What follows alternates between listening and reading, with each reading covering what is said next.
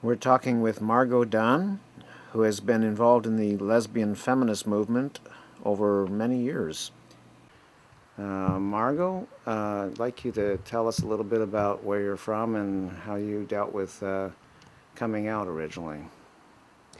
Originally, I'm from Montreal, and I moved here on a whim, an absolute whim, when I was 22. At that time, I don't think I thought of myself as lesbian or any of those words. Like, I knew I was kind of different. But gradually, I guess I came to grips with the fact that I was really attracted to women.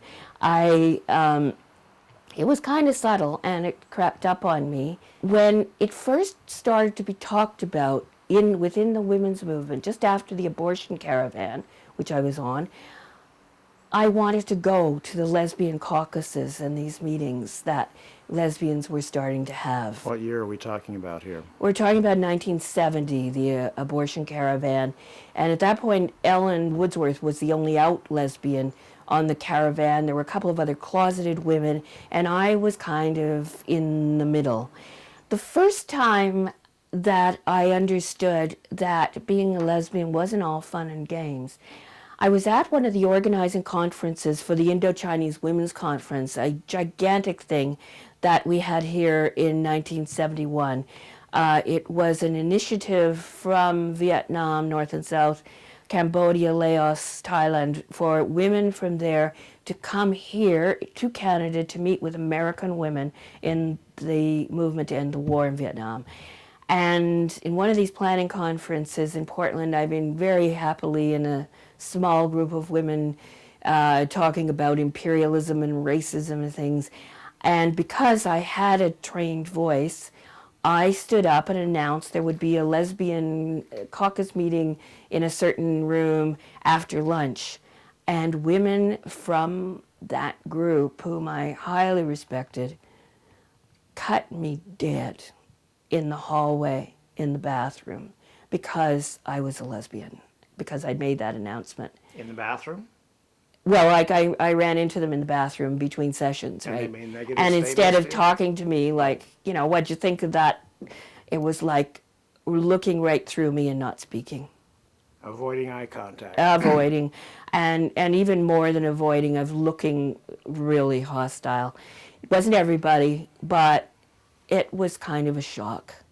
And that's the first time I understood that a lot of women in the women's movement did not like lesbians because of the huge accusations that were always made against all women's liberationists at that time, was that we were all lesbians who didn't like men and couldn't get men and so on. And that's where I thought, oh, yeah.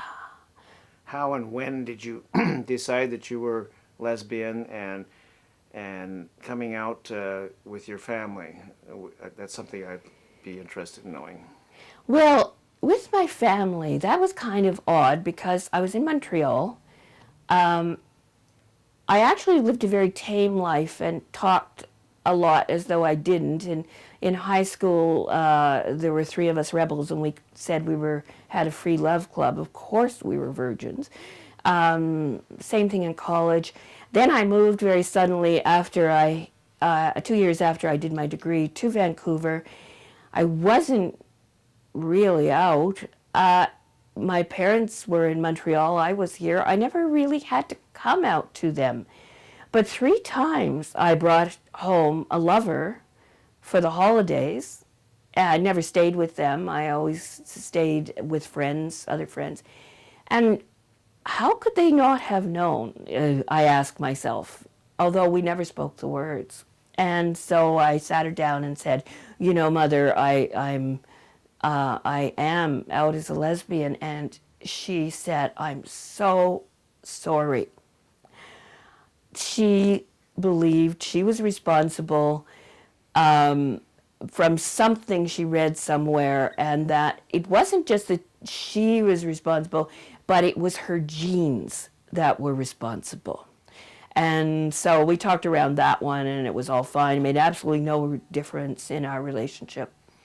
Anyway, returning to 1970 or so, if you want to go back to where you you were talking about the moving into a lesbian community house? Yeah, yes, it was a house on Point Grey Road, still standing.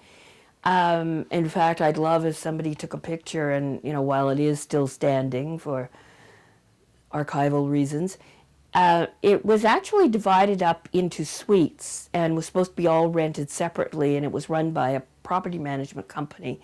But in fact, a bunch of connected people went and rented all the suites. So we essentially had the house, and there were four of us who were the collective, and Ellen Woodsworth lived in a basement room, or had a basement bedroom, and was also very much part of the collective. And one morning Ellen got up and spray painted New Morning on the back of the front door, so that's what we called it. And I think she got that from the Weather People's movement in the States. Three of the four of us, Dorothy Jean O'Donnell, known as DJ at that time, Ellen and I worked together on the Indo-Chinese Women's Conference and other political things. So another thing that happened at that time after the Indo-Chinese Women's Conference was that we took over the Georgia Strait. And that was connected because there was a report in a particular issue on the conference, but the cover was a cartoon of a naked woman. Was Christ on a cross with a naked woman in his pubic hair. There was something mixing Christianity and a naked woman, and a headline about the Indo-Chinese Women's Conference, and we were beyond outrage. There were some feminist women and some lesbian women living in this yippie house around the corner on Alma, and we got together very early in the morning, went down to the Georgia Strait, barged in. There was one guy there, and we removed him. And he chose not to resist. And so we then locked the doors and took over. Dan McLeod, who owned it at that point, was just outraged. And we put forth a set of demands that we would put out, I think it was 4 issues. They'd never be sexist again, a whole bunch of stuff. And eventually he has acceded to most of the demands. Yeah, it was definitely to do with the insult to the Indo-Chinese women as we saw it, plus we were just sick to death of the sexism of the Georgia Strait. And the baiting, too, the feminist baiting. Of course, at that time, we didn't use the word feminist, we used the word women's liberationist, and the pejorative was women's liber. So after that, the Georgia Strait mined their P's and Q's, I guess. Oh, sure. Yes. Yeah, but we actually were sleeping there for about a week. We did occupy it. Yes, yes. Yeah. Well, at this time too, there was a very strong movement towards lesbian separatism, and we actually discussed in the house, would we allow men in the house other than plumbers or useful men as we saw it.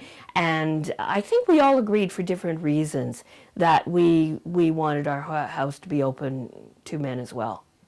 And, I myself have not ever been a separatist. I thought about it and came to the conclusion it wasn't useful also politically. And I just didn't want to live with a lot of barriers. I'd been raised a Catholic, and it was once I dumped religion and that kind of, and really rigid rubrics by how to live, they were gone, still gone. When I came back from Castlegar and then the Kootenays, I lived in the Slocan Valley for a time, I met this woman who's now known as Jessie MacGregor, was known as Rosemary MacGregor at that time. And each of us thought the other was the weirdest looking person in the room. Jessie just got back from Europe, and it was a kind of classic butch with a leather jacket, and we truly were not computer matched, but it was one of those U-Haul situations where we virtually spent 3 nights together and moved in. rented a house in South Vancouver. We're the weirdest people on our block by a long shot, and lived there for several years.